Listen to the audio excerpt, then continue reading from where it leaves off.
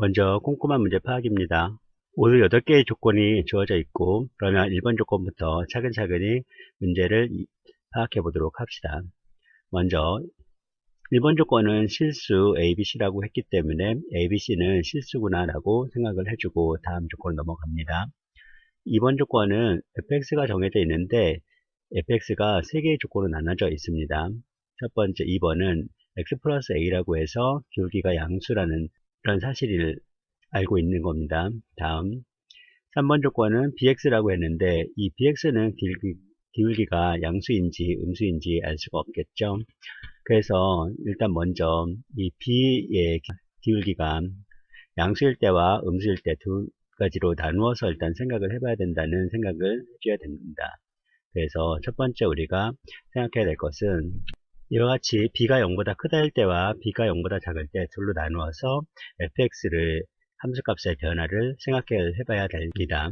다음은 gx로 넘어가면 gx는 절대값이 나와 있고 그 다음에 이 절대값의 그래프 모양은 이와 같이 되어 있다고 여기서 그려줬죠. 그러면 다음 조건 넘어갑니다. 6번 조건은 합성함수 gf는 실수 전체 집합에서 이렇게 나왔는데 일단 합성함수가 하나 나와 있고 이 합성함수에 대한 조건이 역함수를 갖는다는 거죠. 그래서 이 6번 조건에서 생각해야 될 것은 이 합성함수의 그래프를 그려봐야 되는데 이 그래프를 그리기 위해서는 이 함수를 새로운 함수로 치환을 해야 되겠죠.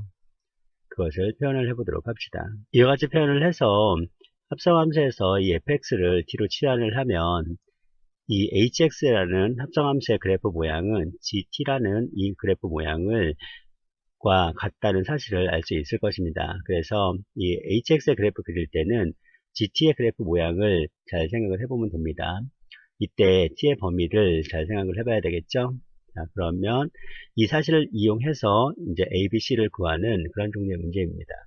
그러면 일단 처음에 할 일은 fx가 b가 0보다 크다 할 때와 b가 0보다 작을 때 fx의 그래프를 두 가지로 나눠서 일단 그려보도록 합시다. 먼저 b가 0보다 크다일 때 이 사실을 이용해서 hx의 그래프를 그려보도록 합시다.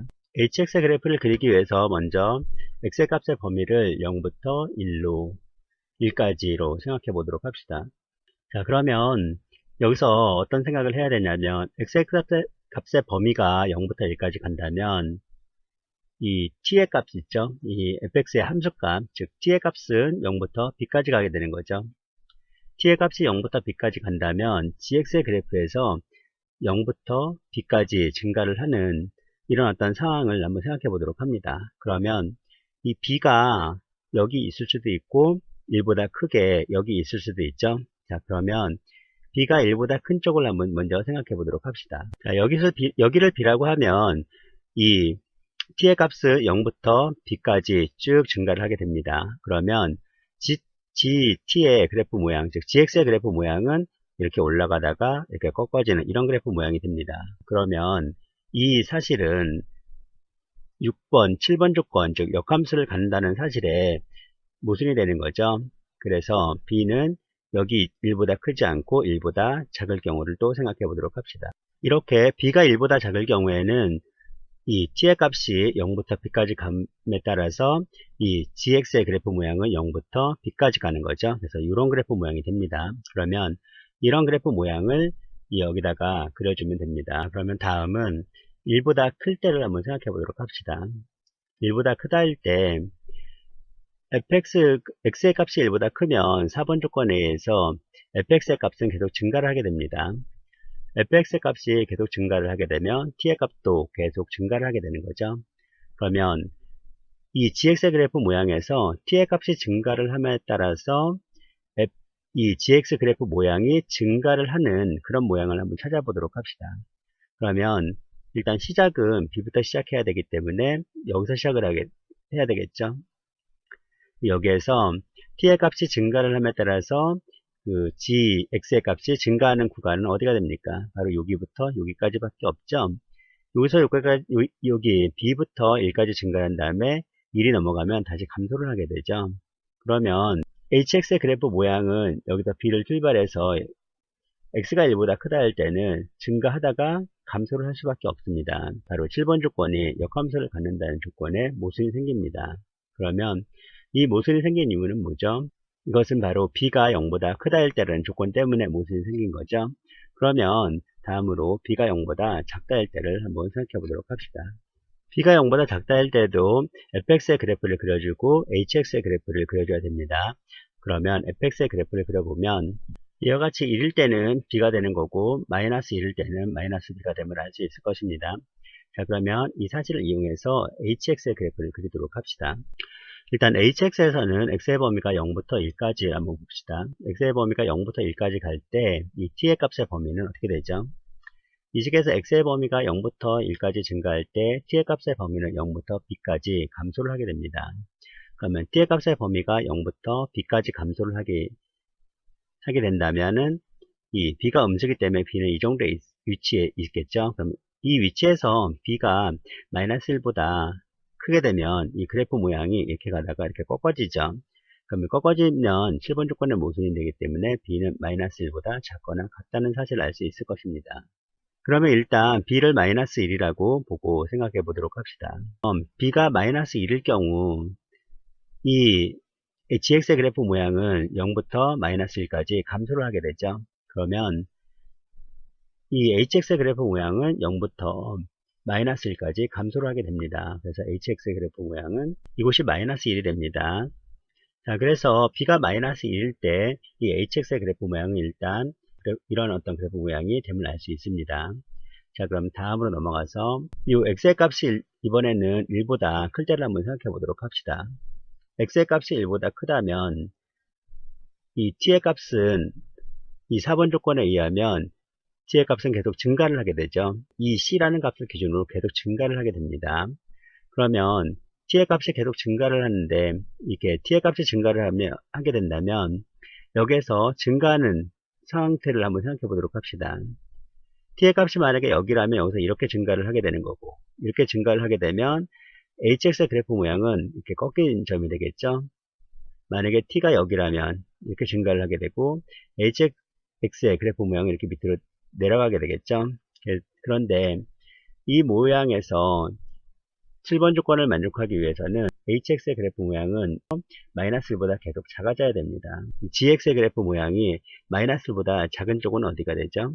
이와 같이 선을 그어보면 바로 여기에서 이쪽으로 넘어가야 되겠죠. 그래서 여기 그래프 모양을 좀 더 연장을 해보도록 합시다. 이와 같이 연장을 하면 바로 이 지점이 있죠. 이 지점부터 이 gx의 그래프 모양은 마이너스 1보다 작은 그런 그래프 모양이 되게 됩니다. 그러면 이 지점에 해당하는 이 x의 값을 t라고 합니다. 그러면 이 사실에서 일단 이 t의 값을 구할 수가 있겠죠. 왜냐하면 t의 값은 이 함수의 그래프에서 마이너스 1일 때의 x값을 말을 하는 겁니다. 그러면 이 함수의 그래프 식을 구하면 이와 같이 마이너스 x 마이너스 2라는 이런 식을 얻을 수 있을 것입니다. 그러면 얘가 마이너스 1이 되도록 하는 x의 값을 구하도록 합시다. 그러면 x의 값이 3이므로 바로 이것이 t의 값이 되는 겁니다. t가 3이므로 이 t 대신에 요식에다가 대입을 하면 이와 같은 식이 나오는데 이것은 이 fx는 x가 1보다 크거나 같을 때입니다. 그러므로 이 fx는 x 플러스 c를 말을 하는 거죠. 자, 그러면 여기에서 우리는 어떤 사실을 알 수 있냐면 x가 1보다 크거나 같을 때니까 x가 1일 때 이 값이 3이 나와야지만 hx의 그래프 모양이 여기서 출발을 해서 계속 작아지는 감소하는 이런 그래프 모양이 되겠죠. 그러면 여기다가 x의1을 대입했을 때 이 식이 성립해야 됩니다. 따라서 c값을 구할 수 있는데 c는 2가 되면 알 수 있죠. 이때 hx의 그래프 모양은 여기서 시작해서 계속 이 그래프 모양을 계속 따라가는 거기 때문에 여기서 시작해서 계속 감소를 하게 되겠죠. c가 2가 되므로 fx의 그래프 모양은 이렇게 생겼고 2를 대입했을 때 이 값은 3이 나와야 되겠죠. 그래서 이런 어떤 상황이 됐습니다. 그러면 이 상황을 가지고 이 그래프 모양이 어떻게 됐는지 다시 한번 확인을 해 보도록 합시다. 자, 그러면 x가 1보다 크면 t의 값은 3보다 커집니다. 그러면 이 gx에서 t가 3이라 그랬으니까 3의 위치는 바로 여기가 되겠죠. 그러면 t의 값이 3보다 크면 gx의 그래프 모양은 이 마이너스 1을 기준으로 해서 계속 감소를 합니다. 즉 gx의 그래프 모양이 마이너스 1을 기준으로 해서 계속 감소를 하기 때문에 이거 hx의 그래프 모양은 이와 같은 모양이 생김을 알 수 있습니다. 자, 그러면 모순됨이 없죠? 자, 그럼 다음으로 이번에는 x의 값이 0보다 작을 때를 한번 생각해 보도록 합시다.